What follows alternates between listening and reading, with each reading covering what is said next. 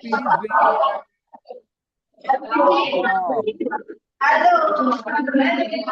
So बेटे please settle down, मल्टस। और जिन जिन classes में टीचर का आवाज ऑडिबल है, प्लीज एक बार वेव करके दिखाओ हाथ अपना। अगर मैं ऑडिबल हूं तो वेव करो एक बार हाथ।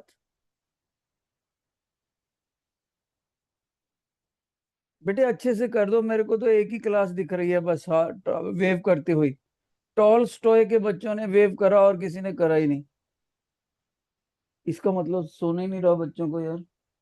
बच्चे किसी क्लास में मैं सुन ही नहीं रहा। Okay, Karl Marx. Karl Marx के बच्चों को सुनाई दे रहा हूँ, टॉलस्टॉय को दे रहा हूँ। रसल के बच्चों को सुनाई नहीं दे रहा। दो ही कारण हो सकते हैं, या तो स्पीकर खराब है या बच्चों को सुनने में प्रॉब्लम है। शाबाश। Am I audible to Russell? No one. Russell में सुनाई नहीं देता भाई। Am I audible to Epicurus? Raise your hand. Epicurus में किसी को सुनाई नहीं दे रहा टीचर का आवाज। Am I audible to Plato? Now look at the first page of assignment. Arav curious observation. Arav curious observation. Please go through the full page as soon as possible. Shabash. Russell students, please read the first page of assignment.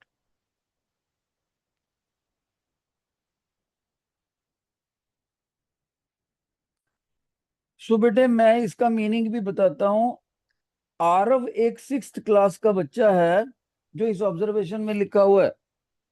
Aarav एक 6th class का बच्चा है, उसके पास एक magnet है, एक compass है, और एक उसके पास स्प्रिंग नुमा कॉपर की वायर है, स्प्रिंग की तरह मुड़ी हुई कॉपर की वायर, और उसके पास एक बैटरी भी है। और इसने क्या देखा कि मैंने जब मैग्नेट को कंपास के पास लेकर गया तो मैग्नेट का निडल डिफ्लेक्ट कर रहा है। फिर उसने ये भी देखा बाद में कि अगर कॉपर की स्प्रिंग जैसी वायर को बैटरी के साथ कनेक्ट किया गया तो भी पास में रखी हुई कंपास का निडल डिफ्लेक्ट करता है। तो उसने वो सारी बातें जो नोट करी अपनी कॉपी में नोट कर ली बेटे। All observations were penned down by the Aarav. अब उसके मन में जो जो क्वेश्चन उठते हैं, ऐसा क्यों हुआ, ऐसा क्यों हुआ, उसको एक 8th क्लास का बच्चा सेटिस्फाई करेगा। यानी आप लोग सेटिस्फाई करोगे 6th क्लास के बच्चे को, ऐसे ऐसे आरव को क्यों ऑब्जर्वेशंस हुई। और मैं अपने बच्चों को सिखाने लगा हूं। मैं रिक्वेस्ट करूंगा कार्ल मैक्स के टीचर को, अगर बच्चे इस तरह से रोमिंग करते रहेंगे तो मैं पढ़ाऊंगा कैसे। बड़ा दुख की बात होती है कि 15 मिनट हो जाते हैं, बच्चे इधर उधर घूमते रहते हैं और टीचर कुछ नहीं करते। ये देखो कार्ल मैक्स में अभी भी बच्चा घूम रहा है, वो बातें कर रही है गुड़िया। प्लीज हायर अथॉरिटीज ये नोट करें। सो बेटे ये टीचर ने, मैंने ये आपको एक कंपास दिखाया, कंपास। ओके। और ये क्या दिखाया? Bar magnet. Bar magnet. और इसको क्या बोलते हैं?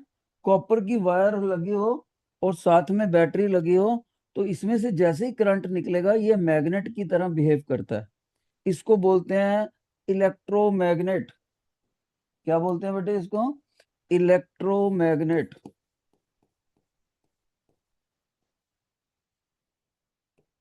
ये तीन चीजें आरव के पास हैं।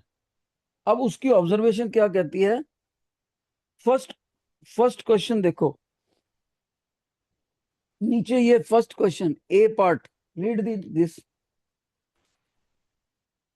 There is no magnet around the current carrying wire, but still it shows deflection. Why so? What was the setup? सो बच्चे ध्यान से सुनेंगे सभी बच्चे। शाबाश, योर अटेंशन बेटे। आप सभी को पता होना चाहिए, अगर इस कंपास के पास मैग्नेट भी ना हो और इलेक्ट्रोमैग्नेट भी ना हो, तब भी ये कंपास एक मैग्नेटिक फील्ड के प्रभाव में होती है। जानते हो वो कौन सा मैग्नेटिक फील्ड होता है? अर्थ का मैग्नेटिक फील्ड। हमारा जो बड़ा ग्लोब है, पूरा globe, that behaves like a big bar magnet. अब मैं बताता हूं कैसे। मान लीजिए हमारे पास ये ग्लोब है। क्या है? हमारा धरती है, ग्लोब। ओके। और आपको पता होना चाहिए, हमारा जो धरती है वो एक बार मैग्नेट की तरह बिहेव करता है। इस तरफ अगर उसका साउथ है, ज्योग्राफिक साउथ, और इस तरफ ज्योग्राफिक नॉर्थ है, और नॉर्थ की राइट साइड पर ईस्ट होता है हमेशा, और ये हो गया वेस्ट। तो मतलब टीचर ये कह रहे हैं कि हमारे धरती में यहाँ पर एक मैग्नेट पड़ा है, और उस मैग्नेट का बेटे ये रेड वाला पोर्शन है नॉर्थ, और ब्लू वाला पोर्शन है साउथ। लेकिन ये बार मैग्नेट जो टीचर ने यहाँ साउथ और नॉर्थ दिखाए हैं, ये ज्योग्राफिक साउथ नॉर्थ दिखाए हैं। और जो मैग्नेट के नॉर्थ साउथ होते हैं, वो ज्योग्राफिक नॉर्थ साउथ से अपोजिट होते हैं। तो याद रहे, अगर टीचर यहाँ पर, ये यहाँ पर इधर रेड दिखाता है, ऐसे करता हूं मैं थोड़ा सा, ये वाला पोर्शन अपने बच्चों को दोबारा बना के दिखाता हूँ ताकि उनको ज्यादा क्लियर हो जाए। सुन लो, ध्यान से सुन लेना। सबसे पहले तो आपको ये पता होना चाहिए, ज्योग्राफिक नॉर्थ साउथ अलग होते हैं, मैग्नेटिक साउथ नॉर्थ अलग होते हैं। तो अगर टीचर ने यहाँ पर नॉर्थ दिखाया और यहाँ पर दिखाया, चलो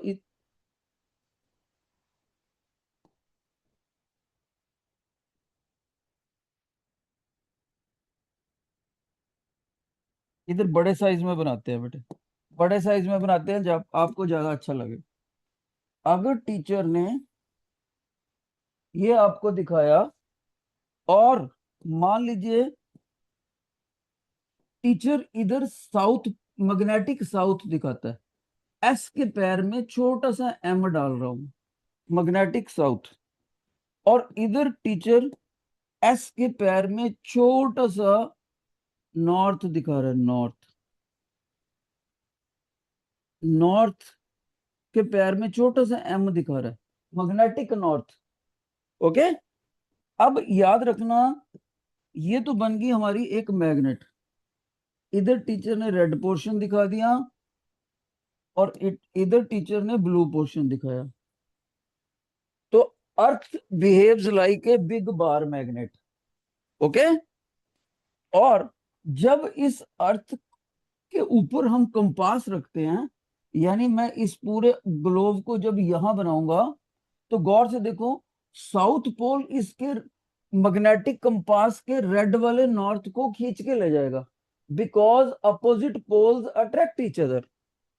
तो जैसे ही मैंने इसको यहाँ पर कंपास को लाके यहाँ पर रखा, तो उसका जो निडल का नॉर्थ पोल है, निडल का नॉर्थ, वो साउथ पोल धरती का अट्रैक्ट कर लेगा अपनी तरफ। और जो मैग्नेटिक निडल का नॉर्थ, ये ब्लू वाला साउथ है ना, साउथ, उसको अर्थ का नॉर्थ पोल अट्रैक्ट कर लेगा। इसलिए हम कहते हैं कि compass under the influence of earth bar magnet settle itself in the north direction, north south direction. अब एक बात और सुनना ध्यान से, अब जो मैं बात करने लगा हूं बहुत इंपॉर्टेंट है, सभी बच्चे ध्यान से सुने। बच्चा हमें कहता है कि जिधर कंपास का सर रेड होता है ना, उधर हम फिर नॉर्थ क्यों बोलते हो? आपने तो नॉर्थ इधर दिखा दिया। यहां पर मैं बताना चाहता हूं कि जो टीचर ने ये आपको दिखाए हैं, ये है मैग्नेटिक नॉर्थ और मैग्नेटिक साउथ। लेकिन जो ज्योग्राफिक नॉर्थ साउथ की बात करते हैं हम, वो इसके अपोजिट होते हैं। ज्योग्राफिक नॉर्थ, अगर बच्चा बोलता है सर मैं नॉर्मल बात करता हूँ, नॉर्थ साउथ ईस्ट वेस्ट, जब मैं नॉर्मल बात कर रहा हूं तो मैं कौन से नॉर्थ की बात कर रहा हूँ, ज्योग्राफिक या मैग्नेटिक? जब हम नॉर्मल बात करते हैं तो हमेशा ज्योग्राफिक की बात करते हैं।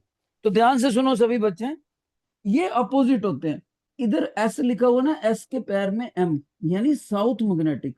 तो यहां पर हो गया नॉर्थ, और इधर हो गया साउथ। ये जो ग्रीन कलर में मैंने लिखे, ये ज्योग्राफिक है। और नॉर्थ के हमेशा राइट साइड पर होता है ईस्ट, जहां से सन राइज करता है, और ये होता है वेस्ट। तो टीचर ने ज्योग्राफिक डायरेक्शंस ऐसे बनाई, नॉर्थ, साउथ, ईस्ट और वेस्ट। लेकिन मैग्नेट इसके अपोजिट है, अर्थ का मैग्नेट। अर्थ का मैग्नेट कैसे है?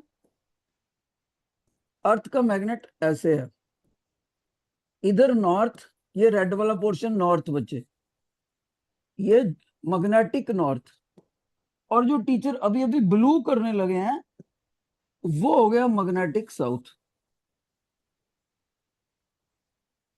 Magnetic south. तो ये होता है इसके अंदर, ये पड़ा। अब कंपास का जो साउथ है, वो इस मैग्नेट का रेड वाला खींच के ले जाएगा। Opposite poles attract each other. इसलिए हम ये कहते हैं कि कंपास का जिधर नॉर्थ पोल होगा, कंपास की निडल का जिधर नॉर्थ पोल होएगा, उधर धरती का ज्योग्राफिक नॉर्थ होएगा। देखो, नॉर्थ से नॉर्थ मैच कर गया। कंपास का मैग्नेटिक नॉर्थ और हमारी अर्थ का ज्योग्राफिक नॉर्थ, दोनों एक तरफ होते हैं। ध्यान से सुन लो, ये क्या चीज है? ये क्या चीज है जो टीचर लिख रहा है? टीचर ने इसको क्या बोला बेटे? North of compass, magnetic compass. और ये क्या चीज है हरे वाला? ज्योग्राफिक नॉर्थ ऑफ अर्थ, यानी ग्लोब। ये दोनों एक ही दिशा में होते हैं। तो जिन बच्चों को ये आर्टिकल इतना पोर्शन समझ आ गया, जिनको, जो मैं लूप में बंद कर रहा हूं, जिनको इतना समझ आ गया, वो प्लीज मेरे को हाथ खड़ा करके समझाएं, बताएं यस, हैव यू अंडरस्टूड? जितना मैं टीचर नहीं, ये लूप के अंदर अंदर है जो। बहुत अच्छे बेटे, बहुत अच्छे, थैंक यू। ये तभी मुमकिन था अगर आपने मेरी बात ध्यान से सुनी। सभी बच्चों को शाबाश दी जाती है, इतने प्यारे प्यारे छोटे छोटे बच्चे, और इतनी मुश्किल बात पहली बार समझ गए। कमाल होगी, very good very good, thank you. अब हम इसको समझने के बाद, इसको समझने के बाद आरव की दूसरी ऑब्जर्वेशन पे बात करते हैं। What would happen if Arav completely switched off the battery while compass was kept near the coil? ध्यान से सुनो। तो मैं इसको इरेज करता हूं, दोबारा बनाते हैं, या इसको स्टोर कर लेते हैं। दूसरे केस में क्या करता है? कहता अगर आपके पास इलेक्ट्रोमैग्नेट है, ओके, और हमने बैटरी लगा दिया, ओके फाइन। कहता अब इसमें आपने कंपास रखा, हमने कहा ठीक है ये इलेक्ट्रोमैग्नेट बन गया। आप इसका इसका इर्द गिर्द मैग्नेटिक फील्ड होगा। अगर आप इसके बीच में कंपास रखोगे इसके आसपास, तो कंपास को ये एक खास डिफ्लेक्शन दे देगा। क्यों? क्योंकि खास डिफ्लेक्शन क्यों दे देगा? क्योंकि जो इलेक्ट्रोमैग्नेट के इर्द गिर्द मैग्नेटिक फील्ड बनेगा, ये उसके प्रभाव में आ जाएगा। अर्थ का जो मैग्नेटिक फील्ड होता है वो बहुत कमजोर होता है। अर्थ के मैग्नेटिक फील्ड के इफेक्ट को नलीफाई करके ये इलेक्ट्रोमैग्नेट कंपास को खुद के प्रभाव में ले लेगा, तो इस निडल को एक खास तरह की डिफ्लेक्शन देगा। अब क्वेश्चन में वो बोलता है कि अगर आरव इस सर्किट के अंदर जो ये स्विच लगा हुआ है, ये स्विच लगा हुआ है, इसको अगर ऑफ कर दे, मान लो ऑफ कर दिया, तो इसमें से करंट नहीं फ्लो करेगा। करंट नहीं फ्लो करता तो ये कॉपर की वायर इलेक्ट्रोमैग्नेट नहीं बनेगी। इलेक्ट्रोमैग्नेट नहीं बनेगी तो इस निडल की कंपास दोबारा से अर्थ के मैग्नेटिक फील्ड में आ जाएगी। ये शुरू वाला जो मैंने आपको बताया था उस पोजीशन में जाकर बैठ जाएगी, क्योंकि अब ये अर्थ के मैग्नेटिक फील्ड के प्रभाव में आ जाएगी। जैसे इस स्विच को ऑन करेंगे, ऑफ से काटकर ऑन करेंगे, तब ये निडल ये अपनी नॉर्मल डिफ्लेक्शन को छोड़कर इलेक्ट्रोमैग्नेट के प्रभाव में एक किसी और डिफ्लेक्शन में आ जाएगी। इस डिफ्लेक्शन को छोड़कर किसी और डिफ्लेक्टेड पोजीशन में अपने आप को सेटल कर देगी। जिन बच्चों को ये समझ आ गया, please raise your hand. Have you understood it? देखें किसका रेस्पॉन्स अच्छा है। माइल्टस को छोड़ के सारे स्कूल का रेस्पॉन्स अच्छा है। माइल्टस के बच्चों को नहीं समझ आया, या तो उन्होंने सुना नहीं है मेरी बात। एक बार दोबारा पूछ के देखो। माइल्टस स्टूडेंट्स, हैव यू अंडरस्टूड? नहीं बेटे, माइल्टस के बच्चों को नहीं समझ आया, एक बार उनके लिए बताते हैं। अच्छा, ये बाद में तो सारों को आ गया समझ। सुस्ती ना करा करो बेटे, डाउन डाउन, मेरे को एकदम से बताया करो। ओके, अब वो कहते हैं एक केस और है, वो बताओ आप।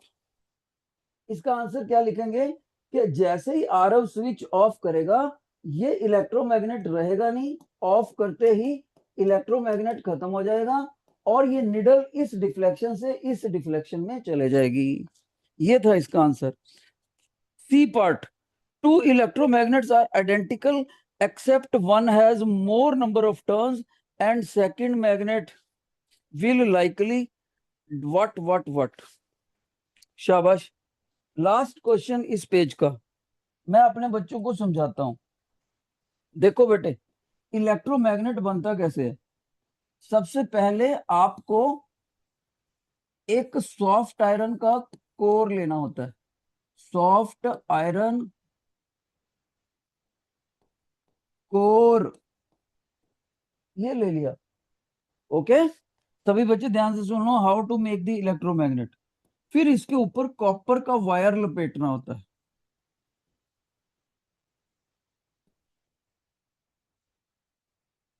फिर इस कॉपर वायर को बैटरी से कनेक्ट करना होता है। ऑन ऑफ स्विच लगाते हुए इस बैटरी को कनेक्ट कर दे। लॉन्गर साइड को पॉजिटिव और स्मॉलर साइड को नेगेटिव। इस बैटरी के लॉन्गर पॉजिटिव पॉजिटिव टर्मिनल से करंट निकलता है बाहर। और सभी बच्चों ने याद रखना है कि जब आप असली में बैटरी देखोगे तो इसका पॉजिटिव टर्मिनल रेड कलर का होता है, रेड कलर का। और इसका जो नेगेटिव टर्मिनल होता है या तो वो ब्लू होता है या फिर ब्लैक होता है। ये होगी आपकी बैटरी। और ये साथ में क्या दिखाया मैंने, switch, battery and switch. Okay बेटे, इस तरह से ये इलेक्ट्रोमैग्नेट बनता है। अब मैं सभी बच्चों को जो बात बताने लगा हूं ध्यान से सुन लो। इसमें नंबर ऑफ टर्न्स कितनी है, 1 2 3 4 5 6। मान लीजिए इसको मैं एन बोल देता हूं। एन क्या है, number of turns in the winding of electromagnet, in the winding of electromagnet. Okay, हाँ सभी बच्चों ने याद रखना है, जितना जितना एन ज्यादा होगा उतना उतना ये इलेक्ट्रोमैग्नेट स्ट्रोंगर बनेगा। इलेक्ट्रोमैग्नेट उतना ही स्ट्रोंगर बनेगा। आप कहोगे सर आपका कहने का मतलब है if the number of turns are more than electromagnet strength will be higher. Okay, तो बच्चा कहता है सर आपने यहाँ पर 6 टर्न्स दिखाई हैं, आपका मतलब अगर ये आपकी 20 टर्न्स हो जाएं तो पहले से काफी स्ट्रोंग हो जाएगी magnet. Answer is yes, more the number of turns larger stronger is the magnet. Sir और भी कोई तरीका है इसको स्ट्रॉन्ग करने का? हाँ बेटे, एक तरीका और है इसको स्ट्रॉन्ग करने। ये जो करंट जा रहा है ना, करंट आई मैंने करंट होता है, I is the symbol of current, सभी बच्चों ने याद रखना है। अगर इस करंट को हम बैटरी की मदद से ज्यादा कर दे तब भी ये इलेक्ट्रोमैग्नेट स्ट्रोंगर बनेगा। तो पहला लर्निंग पॉइंट ये, और दूसरा देखो क्या है दूसरा, more the electric current comma stronger will be electromagnet, stronger will be electromagnet.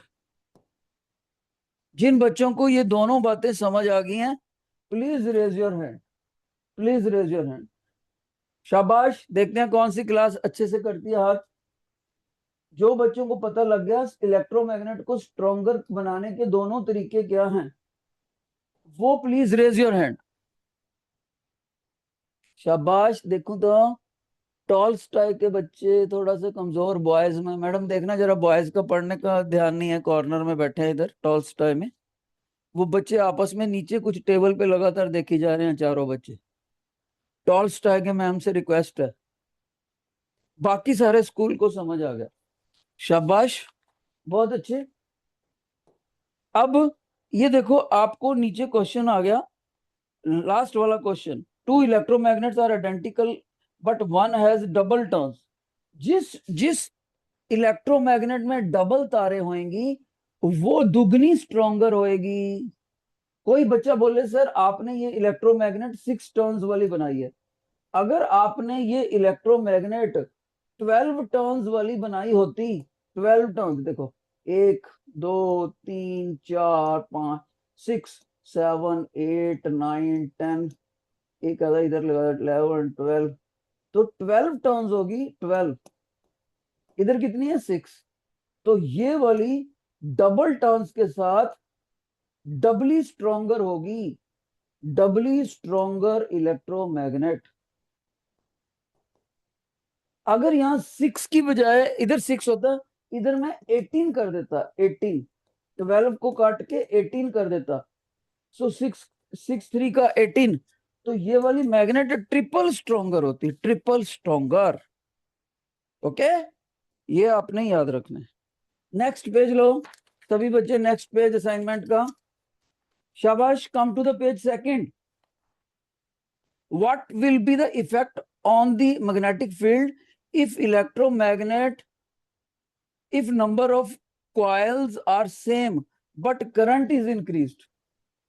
अब वो क्या करता है अगले क्वेश्चन में, सभी बच्चे सुनो, कि मेरे पास एक मैग्नेट है और दूसरा इलेक्ट्रोमैग्नेट है, दोनों इलेक्ट्रोमैग्नेट के अंदर नंबर ऑफ टर्न्स बराबर, नंबर ऑफ टर्न्स दोनों में बराबर है। मान लीजिए इसमें 5 करते हैं, 1 2 3 4 5, तो हमने इसमें 5 बना दी। ओके, अब इधर भी हम 5 बनाते हैं, क्योंकि उसने नंबर ऑफ टर्न्स बराबर बनाई है।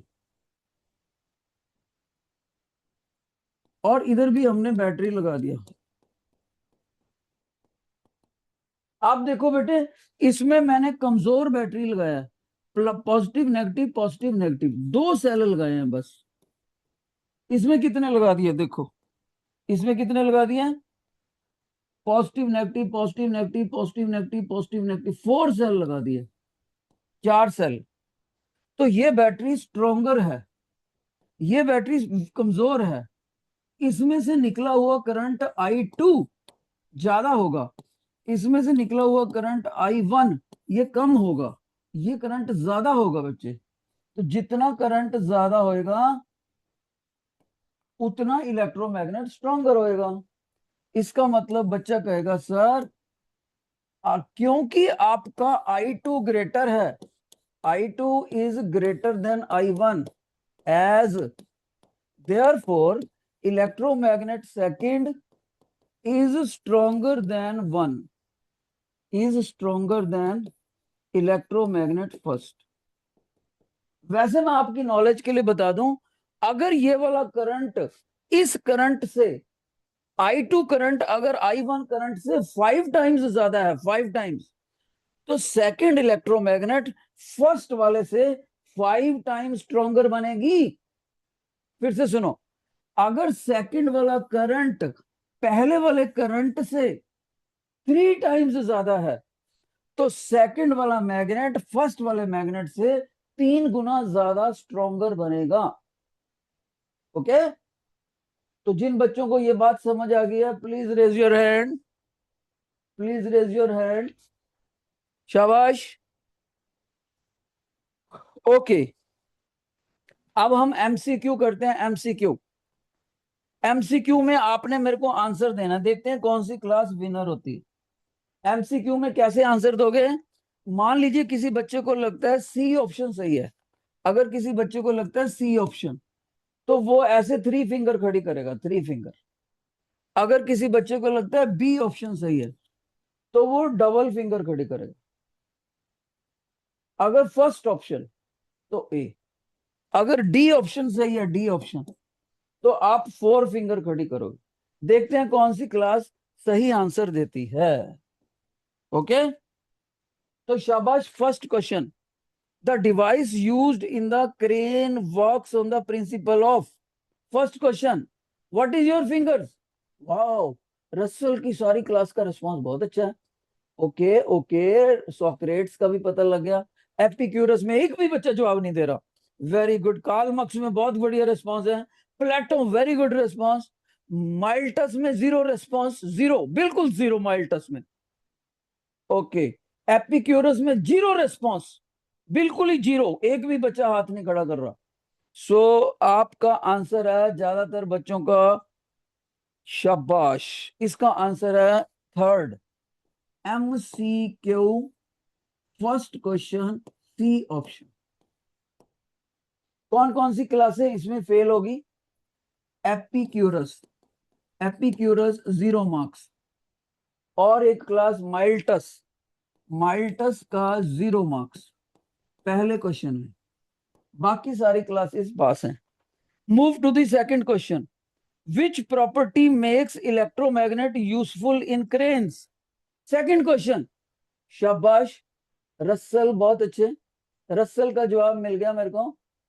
प्लेटो का भी मिल गया, कार्लमैक्स का भी सही है, सोक्रेट्स का भी सही है, टॉल्स्टॉय का zero answer. Nobody is telling. Miletus, very good. Tolstoy का जीरो आंसर। तो इसमें 2 क्लासें किल हो गई हैं। इसका आंसर है सी ऑप्शन। MCQ सेकंड का सी ऑप्शन सही है। इस क्वेश्चन में 2 क्लासें फेल हो गई हैं। कौन कौन सी? एक तो टॉल्स्टॉय, टॉल्स्टॉय फेल्योर, और एक इसमें एपिक्यूरस। एपिक्यूरस भी नहीं बता सकते, बाकी सारे बच्चों ने बता दिया। शाबाश। Let's move to the third question, one advantage of bar magnet over the electromagnet is. हाँ जी, थर्ड का कौन सा ऑप्शन है? What is the option in the third question? Third question का ऑप्शन, रसल का बहुत अच्छा रेस्पॉन्स है। Plato very good, Carl Marx very good, Socrates very good, Tolstoy good, Walter good, माइल्टस, सभी का सही। लेकिन एक क्लास फेल होगी, एपिक्यूरस। तो इसका एडवांटेज क्या होता है बेटे? बार मैग्नेट का एडवांटेज ये है कि works continuously without power supply. B option इसका। MCQ थर्ड में बी ऑप्शन। शाबाश। इस क्वेश्चन में एक ही क्लास फेल हुई और एक ही क्लास पास नहीं हो सकी, एपिक्यूरस। एपिक्यूरस के बच्चे नहीं बता सकते। Okay, let's move to the fourth question. Fourth question, raise your finger. An electromagnet behaves like a bar magnet because. शाबाश, कौन बच्चा सही बताएगा? वाह, रसल का सही है। एपिक्यूरस में एक बच्चा बता रहा है, सिर्फ एक बच्चा। वैसे प्लेटो में बहुत सही है, बिल्कुल। कार्ल मैक्स में सही है, माइल्टस में सही है। टॉल्स्टॉय नहीं बता रहा इस बार, टॉल्स्टॉय बता ही नहीं रहा। हाँ, बता रहा है, बता रहा है। सो बेटे डाउन, थैंक यू, शाबाश। इसका आंसर है फर्स्ट ऑप्शन। तो याद रखना, MCQ में फोर्थ में ए ऑप्शन है, और जिसमें सारी क्लासों का अच्छा रिस्पॉन्स है, लेकिन एपिक्यूरस में ओनली 1 स्टूडेंट ने जवाब दिया, पर उसका भी सही है। शाबाश। एक बच्चा था एपिक्यूरस में, फर्स्ट बेंच में, middle bench, middle middle line first bench, सिर्फ एक बच्चे को आता था इसका आंसर। चलो एनी हाउ बेटे, आपको शाबाश। आपने इस बार इस एक बच्चे की वजह से एपिक्यूरस पे कट नहीं लगा इस बार। बहुत अच्छे, वेरी गुड। क्वेश्चन नंबर 5, देखते हैं कौन बच्चा करता है। When an iron nail is inserted inside the loops of the current carrying coil, what happens to the magnetic field? शाबाश, कौन बच्चा इसका बताएगा? बेटे उतनी फिंगर खड़ी करो जितना आंसर है। माइल्टस में रला मिला आंसर है, लेकिन फिर भी ज्यादा बच्चों का सही है ना। ज्यादा बच्चों का सही है, ठीक है। Tolstoy, Tolstoy how many fingers? वो वाह, वो टॉलस्टॉय में लास्ट वाले बॉयज बड़ा अच्छा आंसर दे रहे हैं बच्चे। शाबाश, सही है सही है। टॉलस्टॉय, वाल्टर, वाल्टर हाँ सही, वाल्टर सही। सॉक्रेट्स सही। Karl Marx correct. एपिक्यूरस में करेक्ट है इस बार। एपिक्यूरस के बच्चे रिस्पॉन्स दे रहे हैं भाई, शाबाश।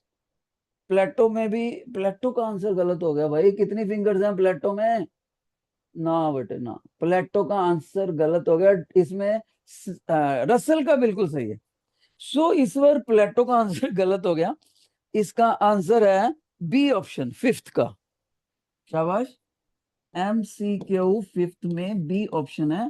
और इसमें याद रखना बच्चे, जब भी कॉपर की स्प्रिंग में हम आयरन नेल डाल देंगे तो मैग्नेटिक फील्ड स्ट्रोंगर हो जाएगा।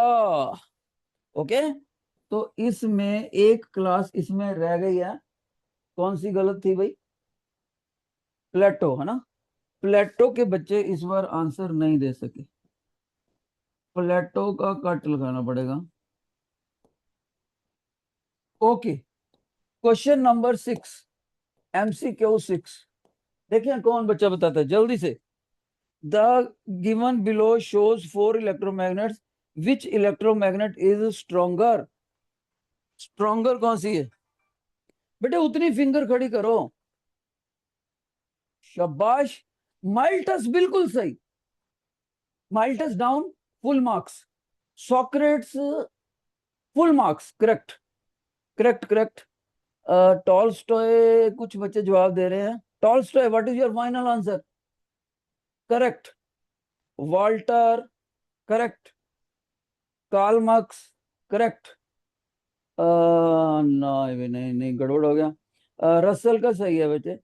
एपिक्यूरस का गलत हो गया। सॉक्रेट्स का, सॉक्रेट कोई आंसर है सॉक्रेट का?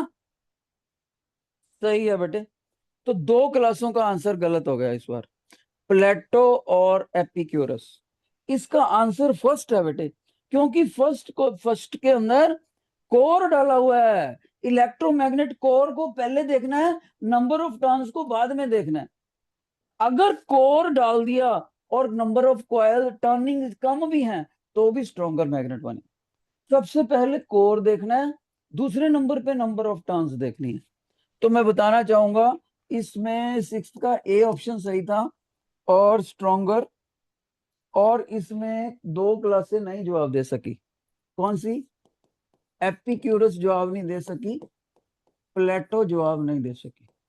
बाकी सभी बच्चों ने जवाब दिया। MCQ 7, हरी अप, शाबाश। MCQ 7, diagram shows the electric bell. Which material would be suitable for the levels X, Y, Z? शाबाश, कौन सा ऑप्शन है? कौन सा बता रहा है माइल्टस? Okay okay okay.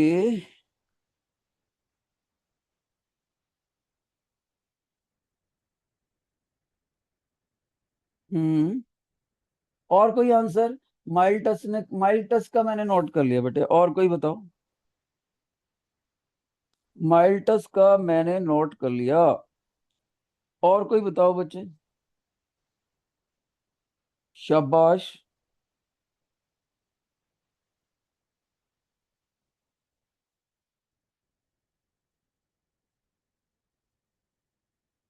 तो इसका ऑप्शन है, ओके, सॉक्रेट का सही है, रसल का सही। चलो हाँ बेटे, एपिक्यूरस का आंसर एपिक्यूरस में सिर्फ 2 बच्चे पढ़ रहे हैं, नहीं 3 बच्चे पढ़ रहे हैं, बाकी क्लास का ध्यान ही नहीं है पढ़ने में। एपिक्यूरस की टीचर को रिक्वेस्ट करी जाती है कि बच्चों को कुछ और काम ना करने दिया जाए। ओके, शाबाश, टॉल्स्टॉय करेक्ट। तो इसका आंसर आपको सी ऑप्शन देना था। इसमें सभी ने जवाब दे दिया।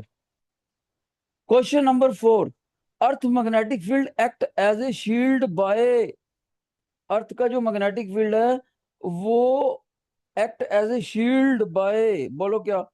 Reflecting sunlight, stopping earthquake, blocking harmful particles from space, controlling volcanoes. शाबाश शाबाश, ठीक है। माइल्टस का ठीक है बेटे, माइल्टस। तो हार्मफुल पार्टिकल्स जो स्पेस में से आते हैं उनको ये रोक लेता है, ठीक है। क्वेश्चन नंबर 8 हो गया। Question number 9, which of the following would most likely happen if Earth had no atmosphere? अगर अर्थ के अंदर एटमोस्फियर ना हो तो क्या होगा? माइल्टस का पता लग गया मेरे को। ये माइल्टस के बच्चे सारे स्कूल से बढ़िया रिस्पॉन्स दे रहे हैं भाई। इसमें क्या, harmful charge particle from space reach the ground, disturb like navigation of migratory words would be disturb, day and night would stop. तो मैग्नेटिक फील्ड की मदद से बेटे इसमें आपको सी ऑप्शन देना था, जवाब सी। तो जो जैसे कबूतर होता है ना, कबूतर पिजन, वो मैग्नेटिक फील्ड की मदद से ही अपनी डायरेक्शन देखता है। ओके, तो अगर मैग्नेटिक फील्ड अर्थ में नहीं होएगा तो पक्षियों की जो फ्लाइट है वो दिशाहीन हो जाएगी, वो अपना रास्ता ढूंढ नहीं पाएंगे। ठीक है, तो आपको इसका 9th का सी सी सी स्पेस देना। ओके, 9th हो गया। 10th question, in an electric generator electricity is produced. 10th question, stationary magnet place near the coil, magnet is rotated near the coil of the wire, coil is heated, battery is connected। शाबाश, कौन सा? Very good, माइल्टस एक बार फिर से कामयाब हुआ। Russell कामयाब है नहीं, रसल का ना, रसल में कुछ बच्चे गलत बता रहे हैं, ज्यादातर सही बता रहे हैं। Okay, Epicurus, what is your answer? 10th question में what is your answer Epicurus? एक भी बच्चा नहीं बता रहा। Plato, no. No, Excuse me, sir. Yes ma'am. If the disposal time, please. If you can wind up the topic. Ma'am आपसे request है कि आप अपने बच्चों को, में जो आपके बच्चों में ना इधर उधर ध्यान ज्यादा होता है, जरा ख्याल रख ले करें please. Sir, disposal time is there. Please, if you can wind up the मैं your बिल्कुल topic. माइंड करता हूँ, मैंने भी आपको कुछ बोला, आपसे रिक्वेस्ट करी है कि प्लीज बच्चों का ध्यान एपिक्यूरस में ज्यादा पढ़ाई की तरफ हो। Thank you. So Okay. Ma'am Okay. कह रहे हैं बेटे डिस्पर्सल टाइम है, आपकी बसेस वेट कर रहे हैं, so let's wind up. Thank you, bye bye, you can go. Buses है ना उनकी, बच्चे बस नहीं ना लेट कर सकते हैं। शाबाश बेटे, last lecture, you can go.